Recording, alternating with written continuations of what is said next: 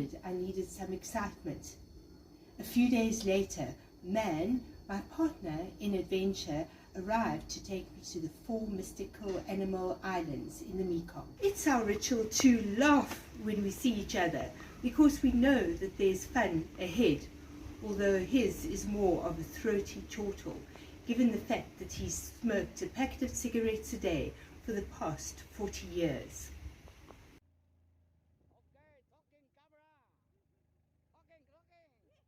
We zoomed off with a 75-kilometer journey stretching excitingly ahead of us. At the halfway mark, we stopped for iced coconut tea. Man insisted I rest in a hammock, so I was well prepared for the remainder of the journey. Our next stop was Long An Monument Park, inaugurated in 2010 and a tribute to those who bravely fought the enemy. The park's focal point is the sacred dragon, rising victoriously, symbolizing future beauty for Vietnam. The dragon's head and body are engraved with the images of liberation soldiers and triumphant Vietnamese mothers. The dragon's mane and head are covered with coconut leaves, protecting those within its influence. There is also a wall gallery.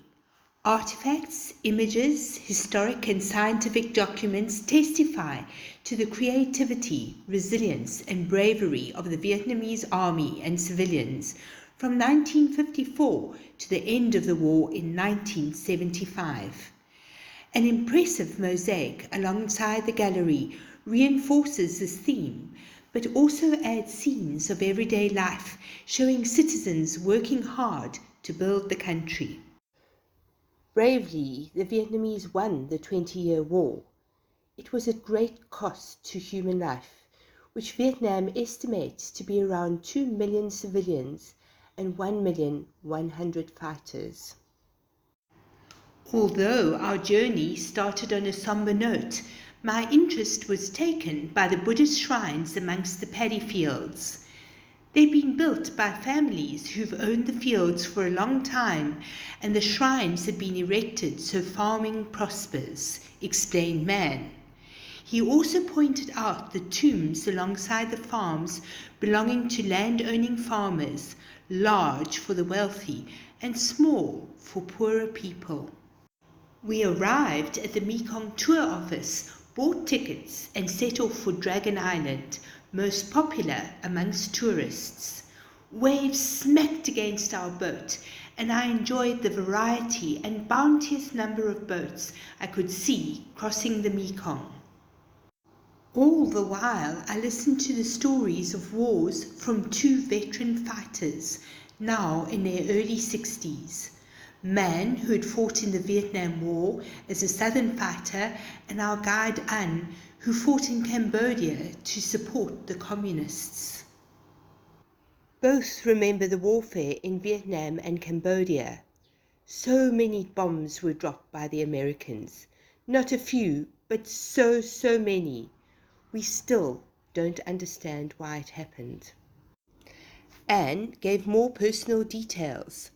After school, I was drafted into the army and fought for 4 years in Cambodia. We used the guns to be found in Vietnam.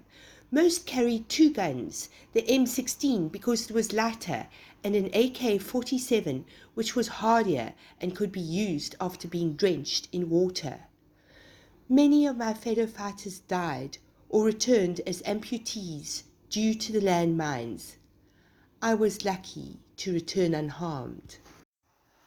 On a lighter, more optimistic note, Anne pointed out fish farms near Dragon Island, but the practice is proliferating in this area of the Mekong.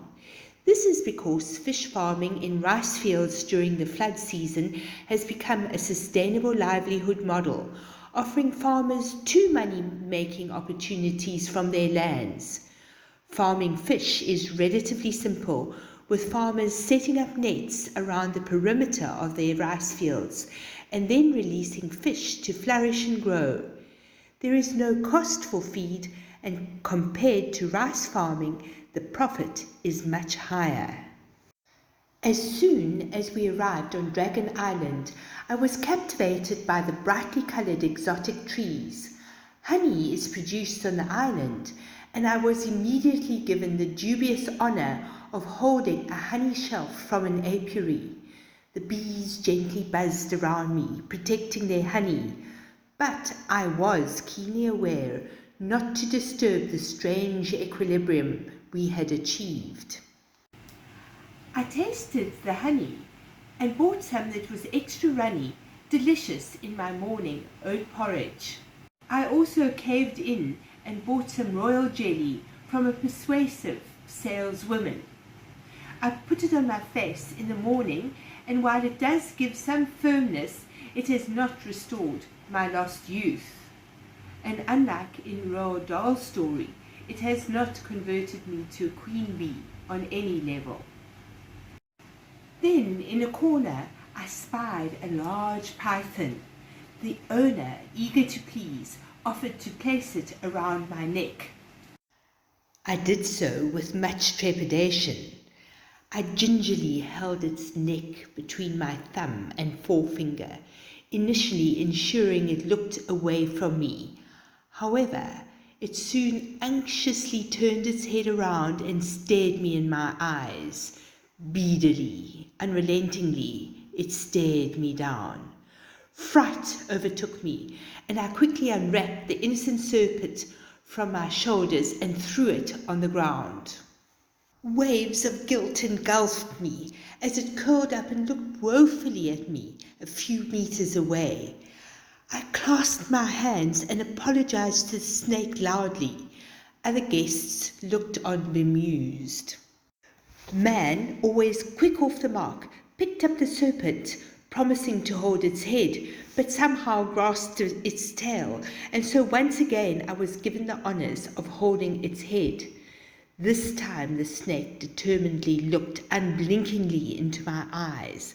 I stared back unrelentingly, even when I could feel its body undulating in waves around my neck. Then we gently removed the snake, and both of us retreated gracefully. Then my attention was caught by the inevitable curio shops. I bought checked scarves for myself and friends. These scarves, called krama, were worn by the Viet Cong and also the Khmer Rouge to identify themselves. As they're super absorbent, they were used by soldiers as towels and to wipe away sweat. Today, they are also used by farmers and labourers. I decided they could also be used for less sombre pursuits and would be nifty during vigorous outdoor activities. And I was right. We made our way to the orchards, and I was enraptured by the beautiful orchids flourishing along the way. They grew easily, clinging to the trunks of trees or in pots, vibrant and beautiful. Then we walked through an eclectic orchard filled with all sorts of fruit, star fruit, jackfruit, pomelos, and even dragon fruit. I was served a delicious, cool plate of this tropical fruit, which was tasty and invigorating on this hot day. While enjoying this treat, beautifully dressed, talented female singers came round to sing a number of local songs. Then, surprisingly and somewhat incongruously, they gave a cheerful rendition of If You're Happy and You Know It.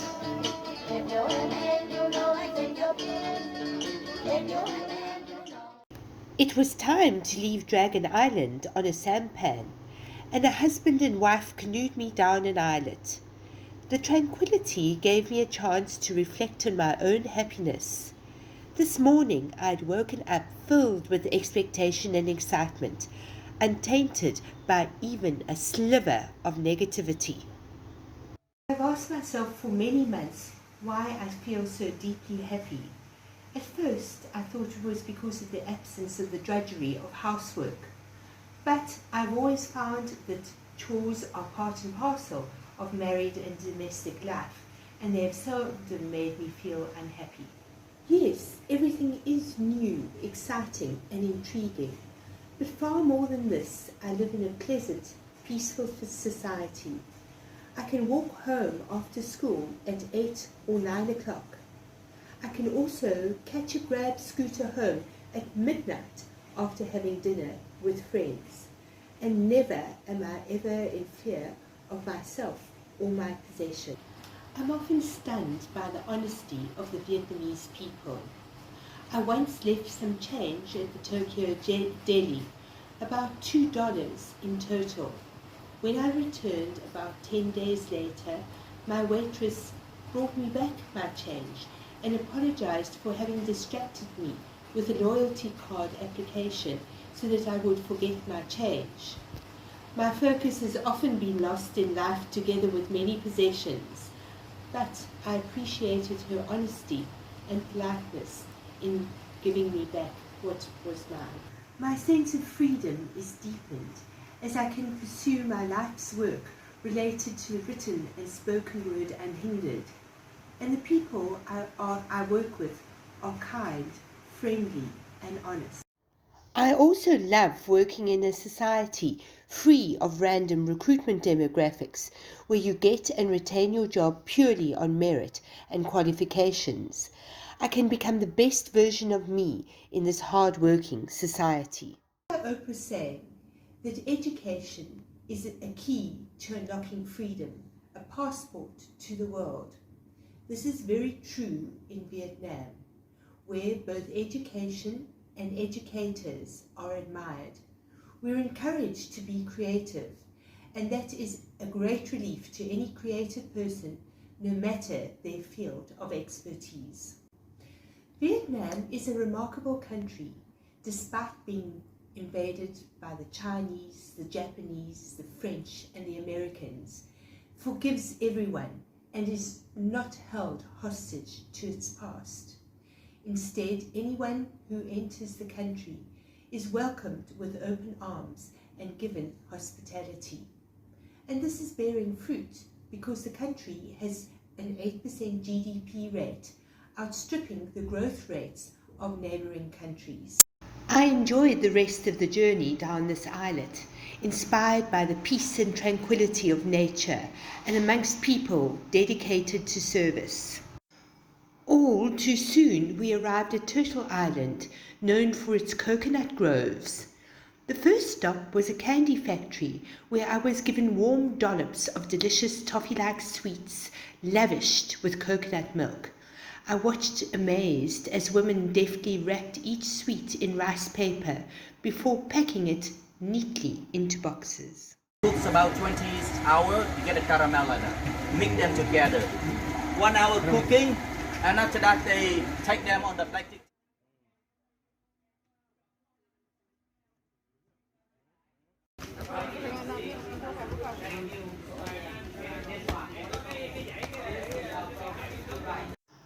Gnarled coconut bonsais caught my attention, lovingly cultivated to fascinate passers-by and for those not travelling on a scooter to take home. Miraculously, I did not see the silk that sold on the island, probably because I was being escorted by 2 old soldiers and silk was probably never high on their radar in life. Additionally, they were probably now tired of a woman entranced by all the wares on sale and the growing mound of packages awkward to carry. So we left the island and headed for Con Fung Island, also known as Phoenix Island. My initial exuberance after alighting from the boat was tempered as I saw large enclosures filled with crocodiles, and then beside them an even larger array of crocodile products, bags, shoes, sandals, and wallets. Although their living conditions seemed reasonable, I didn't expect many crocodiles to have a long lifespan. It was time for lunch, and I tried to avert my gaze far away from the tanks of fish and prawns swimming miserably around them, longing for the open seas. As I searched the menu, I gasped.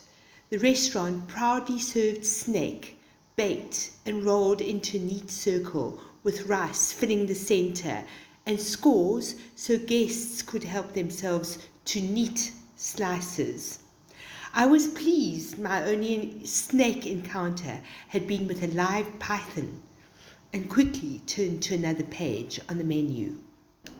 I ordered 4 prawns, a restaurant speciality, rice, and my new favorite vegetable, rau mong, often known as water spinach, and most delicious when fried in oil and laden with generous amounts of garlic. Garlic is far less pungent in Vietnam, and so one can afford to be more generous with it. The prawns were delicious and super fresh.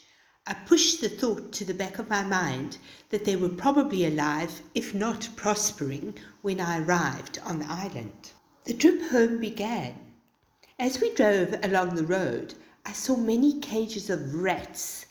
A man, with the help of Google Translate, explained that they were large field mice who ate the rice from the paddy field.